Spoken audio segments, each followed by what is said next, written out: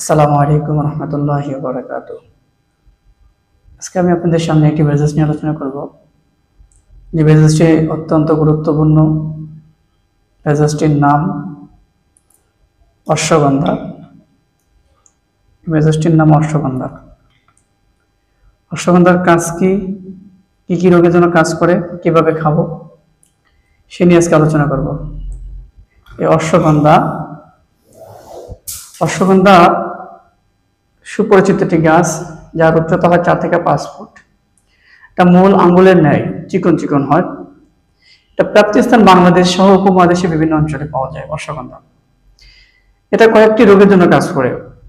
1 নম্বরে কাজ করে অশ্বগন্ধা বলকারক, মোটাকারক, বীর্যবর্ধক, যৌন উত্তেজক, জরায়ু শক্তিবর্ধক, শ্বাসকষ্ট, ব্রঙ্কাইটিস, কোমর ও হাত ব্যথার জন্য কাজ করে। গিটেবাত, প্রলেপ, ফুলানাশক, পেট পাকায়, ফোড়া পাকায়। অশ্বগন্ধার চূর্ণ ঋতুস্রাব বন্ধ করে এবং কচি শিকড় পানি অশ্বের রক্তপাত বন্ধ করে। জ্বর ও ক্ষতসহ রক্তজনিত রোগের জন্য কাজ করে।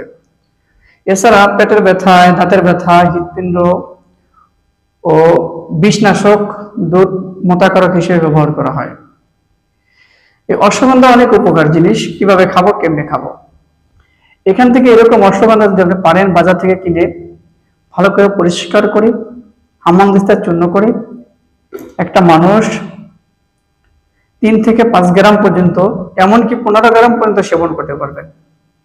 1 গ্লাস দুধের ভিতরে 1 চামচ অশ্বগন্ধা পাউডার দিবেন, রাতে ভরা পেটে খাবেন, আল্লাহর রহমতের উপকার পাবেন।